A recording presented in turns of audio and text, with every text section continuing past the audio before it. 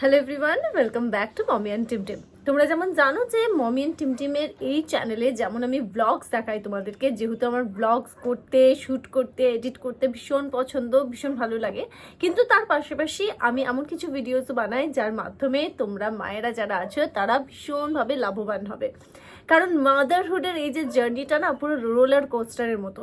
আর বিশ্বাস করো, এই জার্নিটার মাধ্যমে আমি যা শিখেছি, আমি বলবো যে না ওয়ার্ক প্লেসে, না পড়াশোনার জগতে, না কোনো জগতে এত ইনপুটস একসঙ্গে পেয়েছি। মানে অল অফ আ সাডেন মাদারহুডের জার্নিটা, যারা তোমরা সেই জার্নি দিয়ে গন থ্রু হয়েছে বা যাচ্ছ, তোমরা জানো যে হঠাৎ করে যেন আমাদের ভীষণভাবে একটা এক্সপিরিয়েন্সড পার্সন বানিয়ে দেয়। একেবারে অন্যরকম একটা জার্নি।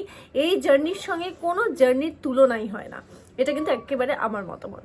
আর সেই কারণেই আমি আমার জার্নির মাধ্যমে সবসময় চেষ্টা করি যাতে তোমাদের জার্নিটা আরেকটু সহজ হয়ে যায়। তার জন্য যতটা যা করতে পারি এই ইউটিউব চ্যানেলের মাধ্যমে মমি অ্যান্ড টিমটিম সেটা করে থাকি। আর আজকে যেটা করব সেটা হচ্ছে 6 মাস বয়স হয়ে গেলে তোমরা কখন বুঝতে পারবে যে তোমাদের বেবিরা খাওয়ার জন্য, মানে সলিডস খাওয়ার জন্য প্রস্তুত। শুধুমাত্র মায়ের দুধ নয়, অর্থাৎ ব্রেস্ট ফিডিং নয়, তার পাশাপাশি সলিড খাওয়ার জন্য তোমার বাচ্চা একেবারে প্রস্তুত হয়ে গেছে, সেটা কিভাবে বুঝবে।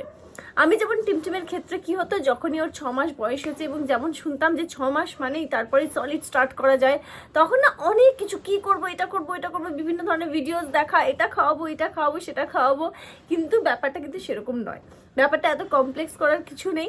ব্যাপারটা খুবই সিম্পল। কারণ আমরা মায়েরা চাই যে অবশ্যই সবসময় কিছু ওকে আরও বেশি খাওয়াই, আরও এটা করি, কি খাবে বাচ্চা, এবার খাবে সলিডস, একটা অন্যরকম এক্সাইটমেন্ট চলে সব মিলিয়ে।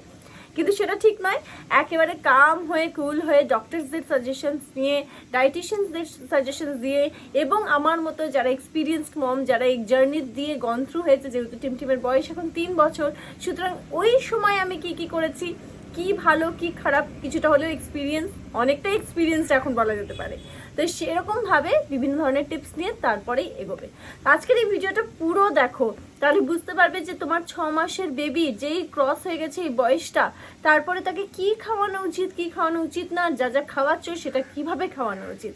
ভিডিওটা পুরোটা দেখো, আর অবশ্যই মমি অ্যান্ড টিমটিম চ্যানেলটাকে সাবস্ক্রাইব করো। কিভাবে বুঝবে যে 6 মাসের তোমার বেবি এখন সলিড খাওয়ার জন্য একেবারে তৎপর, তো সেটার আমি বেশ কয়েকটা পয়েন্ট নিজে মনে করে করে লিখেছি, যে পয়েন্টগুলো সেই সময় আমি কাজে লাগিয়েছিলাম। আর এই ডায়েরিটা এখনো পর্যন্ত দেখো পুরনো হয়ে গেছে অনেকটাই, কিন্তু এখনো পর্যন্ত কিন্তু আমি সঙ্গে রেখেছি, কারণ আমার মাথায় ছিল যে যদি কখনো কেউ জিজ্ঞেস করে তো তাদের সঙ্গে এই টিপসগুলো শেয়ার করা যাবে।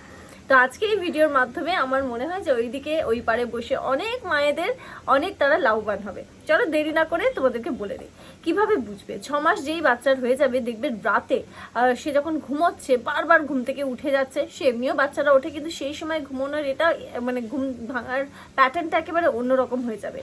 এবং দেখে তোমরা বুঝতে পারবে যে বারবার খিদে পাচ্ছে, খেতে চাইছে, সেরকম একটা কান্না, বুঝতে পারবে যে এবার বাচ্চা কিন্তু শুধুমাত্র ব্রেস্ট মিল্কে সন্তুষ্ট নয়, তার এবার কিন্তু বাড়তি আরও খাবারের প্রয়োজন রয়েছে। সেকেন্ড পয়েন্টটা কি? সেকেন্ড হচ্ছে মাথা সোজা করে বসার চেষ্টা। যখনই বেবি এরকম মাথা সোজা করে বসার চেষ্টা করবে, বারবার মাথা তোলার চেষ্টা করবে, বসার চেষ্টা করবে, তখন বুঝতে পারবে যে সে কিন্তু একেবারে সলিড খাবার তাকে ইন্ট্রোডিউস করার সময় এসে গেছে। তারপরে দেখবে সব সময় এই যে বেশিরভাগ বাচ্চারা করে থাকে যে মুখে সবকিছু দিতে থাকে, কিন্তু যে বাচ্চারা স্পেশালি সলিড খাওয়ার জন্য একেবারে প্রস্তুত, সে বাচ্চাদের মুখে দেওয়ার টেন্ডেন্সিটা অনেক বাড়তি, অনেক বেশি হয়ে যায়। তারা সব কিছু মুখে দিতে থাকে। তখন বুঝতে হবে যে এবার আমার বাচ্চা কিন্তু খাবার খাওয়ার জন্য, অর্থাৎ সলিড খাওয়ার জন্য একেবারে প্রস্তুত। নেক্সট কি? নেক্সট হচ্ছে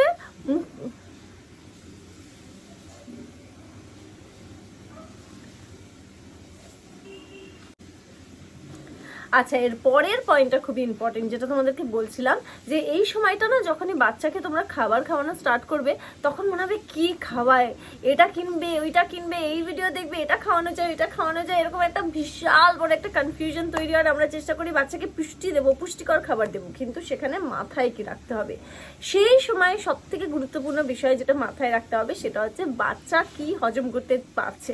ব্রেস্ট মিল্ক খুবই সহজভাবে বাচ্চার হজম করার ক্ষমতা থাকে, তো তার সঙ্গে মিলিয়ে কি কি খাবার দেওয়া যায়। ডক্টরের সাজেশন তো অবশ্যই সবসময় নেবে, তবে কয়েকটা খাবার যেটা আমি আজকে এই ভিডিওতে তোমাদেরকে বলবো সেটা কিন্তু সবসময় উপকারী। 6 মাস হয়ে গেলে বাচ্চাকে এই খাবারগুলো দিয়েই ইন্ট্রোডিউস করা। এর মধ্যে সবার আগে যেটা আমি করেছিলাম টিমটিমের ক্ষেত্রে সেটা হচ্ছে কলা। কলা সবসময় দেওয়া যায় বাচ্চাকে, ভীষণ ভালো পুষ্টিকর, এবং বাচ্চারা যারা 6 মাস পর তারা সলিডস খাচ্ছে, প্রথম খাবার কিন্তু সলিড যদি তোমরা শুরু করতে চাও তাহলে কলা দিয়ে শুরু করতে পারো। আমি নিজে কিন্তু তাই করেছিলাম, এবং টিমটিমকে যখন কলা দেওয়া হয়েছিল খুব খুশি হয়েছিল। মানে মিষ্টি হয় যেহেতু কলাটা, একেবারে মিষ্টি মিষ্টি, মুখে একটা স্বাদ পাচ্ছে, নতুন ধরনের টেস্ট। ব্রেস্ট মিল্ক খাওয়ার পর এই প্রথম সলিড খাচ্ছে। এটা কি হয়, ওদের খাবারের প্রতি যে আগ্রহটা সেটা কিন্তু আস্তে আস্তে আরো বেশি ডেভেলপ করে। তো মুখে টেস্টটা খুবই ইম্পর্টেন্ট, যেমন আমাদের বড়দের জন্য তেমন কিন্তু ওই পুচকুদের জন্য। তো কলা তোমরা দিতেই পারো। কলা ইজ অলওয়েজ গুড ফর 6 মান্থসের ওপর বেবিসদের জন্য, এবং সেটা হজম করা খুবই সহজ। নেক্সট হচ্ছে আলু সেদ্ধ। তোমরা আলু সেদ্ধ করে মেখে ভালো করে, ওর মধ্যে কিন্তু কোনো নুন টুন কিছু দেবে না, একদম নর্মাল আলুটাকে সেদ্ধ করে একদম মেখে ম্যাশ করে, যেটাকে আমরা বলি, বাচ্চাকে অল্প অল্প পরিমাণে মুখে দেবে। খুব বেশি পরিমাণ কিন্তু বাচ্চাকে কখনোই মুখে দেবে না, কারণ ছোট্ট বাচ্চা প্রথমবার খাচ্ছে, শ্বাসনালীতে আটকে যাওয়ার ভয় থাকে। তো এটা খুবই তোমাদেরকে কেয়ারফুলি মেনটেন করতে হবে। পরের খাবারটা হচ্ছে মিষ্টি আলু, যেটা আমরা বলি রাঙা আলু বলি, মিষ্টি আলু বলি। এটা ভীষণ উপকারী বাচ্চাদের হেলথের জন্য, ওয়েট গেনেও কিন্তু খুব হেল্প করে, এবং বাচ্চাকে প্রথম যখন সলিডস দিচ্ছ তখন কিন্তু তোমরা মিষ্টি আলুটা দিতে পারো। নেক্সট কি দিতে পারো, কুমড়ো দিতে পারো। কুমড়োটাকে সেদ্ধ করে চটকে বাচ্চাকে খাওয়াতে পারো। কুমড়োর স্বাদও যেহেতু মিষ্টি হয়, কুমড়ো সেদ্ধটাও বাচ্চারা খুব ভালো খাবে। আরেকটা হচ্ছে ভাতকে একেবারে গলিয়ে চটকে ম্যাশ করে তারপর বাচ্চাকে খাওয়ানো, সেটাও কিন্তু বাচ্চারা খুবই ভালো করে এনজয় করে। হ্যাঁ, কিন্তু সব থেকে যে গুরুত্বপূর্ণ বিষয়টা মাথায় রাখতে হবে, এই যে খাবারগুলো বললাম যে 6 মাস পর বাচ্চাকে ইন্ট্রোডিউস করাতে পারো, সেখানে কোনোভাবেই নুন বা চিনির ব্যবহার একেবারে তোমরা কিন্তু করবে না। তারপর দেখবে অনেকেই বলবে যে এই 6 মাস হয়ে গেছে, এবার সেরেল্যাক খাওয়ানো শুরু করো। তো আমি তোমাদেরকে একটা পার্সোনাল এক্সপিরিয়েন্স বলছি। সেটা হচ্ছে বাজারের যে সেরেল্যাকগুলো থাকে না, সেগুলো সবসময় ডক্টরসরা বলে আজকাল যে অ্যাভয়েড করতে। যদি তোমাদের মনেই হয় যে সেরেল্যাক জাতীয় কিছু বাচ্চাকে খাওয়াবে, তোমরা বাড়িতেই চালের গুঁড়ো করো, ডালের গুঁড়ো করো, পরিমাণটা ভালো করে ডক্টরসদের থেকে জেনে যাও যে তোমার বাচ্চার কতটা পরিমাণে খাওয়া দরকার। এইভাবে হোমমেড সেরেল্যাক করে কিন্তু তোমরা খাওয়াতে পারো, কারণ বাইরের বাজারের সেরেল্যাক কিন্তু এখন ডক্টরসরা খুবই বারণ করছে, এবং মনে হয় যে সেটাই ঠিক। আমারও অনেক ক্ষেত্রে ডক্টরের কথা শুনে মনে হয়েছে একেবারে ঠিক পয়েন্ট। দরকার যদি পড়ে মনে হয় বাচ্চাকে খাওয়াতে হবে চালের গুঁড়ো ডালের গুঁড়ো করে, বাড়িতেই একেবারে সেরেল্যাক ফর্ম তৈরি করা, সেটাকে বাচ্চাকে খাওয়াবো। এরপরে হচ্ছে দেখো, যা কিছু খাওয়াবে খুব গুরুত্বপূর্ণ, এটা বাচ্চা কি হজম করতে পারছে, এটা তোমাদেরকে একটু খেয়াল রাখতে হবে। যে সব বাচ্চাকে খাইয়ে দিলাম, এটা খাইয়ে দিলাম, ওটা খাইয়ে দিলাম না। বাচ্চা কোনটা, তোমার বাচ্চাকে সব থেকে ভালো কিন্তু তুমি নিজে বুঝবে। সুতরাং বাচ্চা কোনটা ভালো খাচ্ছে এবং তার সঙ্গে সঙ্গে কোনটা ভালো হজম করছে, which is very much important, এটা তোমাদেরকে কিন্তু খেয়াল রাখতে হবে।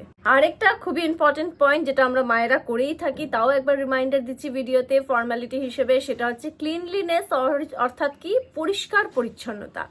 পরিষ্কার পরিচ্ছন্নতার কোনো চুরি নেই। বাচ্চার পেট ভালো থাকবে, হজম ভালো থাকবে বাচ্চার, কারণ এই বয়সে ছোট্ট বাচ্চাদের যদি কোনোভাবে ডায়রিয়া জাতীয় কিছু হয়, ফুড পয়জনিং হয়, তাহলে কিন্তু সাংঘাতিক ব্যাপার হয়ে যায়। ওটা অনেক বাড়াবাড়ি হতে পারে, অনেক সিরিয়াস জায়গায় যেতে পারে। সুতরাং আমরা কোনো ঝুঁকি নেব না, আমরা সবসময় কিন্তু ক্লিনলিনেসে ধ্যান দেব, ভালো করে খেয়াল রাখবো যে যে পাত্রে বাচ্চাকে খাবার দেওয়া হচ্ছে সেটা যেন ক্লিন থাকে। বাচ্চাকে যে খাবারটা আমরা দিচ্ছি, যে আলু হোক যেটাই হোক, ভালো করে ধুয়ে পরিষ্কার করে ভালো পাত্রে সেটাকে সেদ্ধ করে ভালো পরিষ্কার পাত্রে বাচ্চাকে খাওয়ানোর, এবং বাচ্চার পাত্র সবসময় কিন্তু ইউটেন্সিলস যেটা বাচ্চার সবসময় সেপারেট রাখবে, আলাদা রাখবে। বাচ্চাকে কিন্তু বড়দের থালায় দিয়ে দিলাম, বড়দের বাটিতে দিয়ে দিলাম, এটা করবে না, একেবারে সেপারেট রাখো, কারণ এইটুকু বাচ্চা, তার কেয়ার, তার ভালো থাকার জন্য এইটুকু আমাদেরকে করতেই হবে। আরেকটা বিষয় যেটা মাথায় রাখতে হবে তোমাদেরকে, সেটা হচ্ছে 1 বছরের যারা কম বয়সী বাচ্চা, মানে 1 বছর পর্যন্ত বাচ্চাদেরকে কোনোভাবে মধু দেবে না, মধু দেওয়া যাবে না ছোট বাচ্চাদেরকে, কারণ তার মধ্যে অনেক ব্যাকটেরিয়াল অনেক কিছু থাকে যেটা কিন্তু বাচ্চার হেলথের পক্ষে অনেকটাই ডেঞ্জারাস হতে পারে। সুতরাং 1 বছরের কম বাচ্চাদের মুখে একেবারে মধু দেওয়া যাবে না। সুতরাং আজকের এই ভিডিওতে নিশ্চয়ই তোমরা যারা নতুন মা তাদের অনেকটা হেল্পফুল হয়েছে। আমি নিজের এক্সপিরিয়েন্স দিয়ে বললাম যে কোনটা ইম্পর্টেন্ট নয়। আর তোমরা যারা রয়েছো মমি অ্যান্ড টিম দেখছো, ফলো করছো, তাদেরকে একটা কথা বলবো যে কি ভিডিও দেখতে চাও, কি ধরনের আরও এক্সপিরিয়েন্স আমি তোমাদের সঙ্গে শেয়ার করি আমার মাদারহুড জার্নি থেকে, সেটা অবশ্যই আমাকে কমেন্ট করে তোমরা জানিও। তোমাদের কমেন্টের অপেক্ষায় কিন্তু আমি থাকবো। আর দেখতে থেকো, সাবস্ক্রাইব করো মমি অ্যান্ড টিম। ভালো থেকো, ভালো রেখো। Bye bye.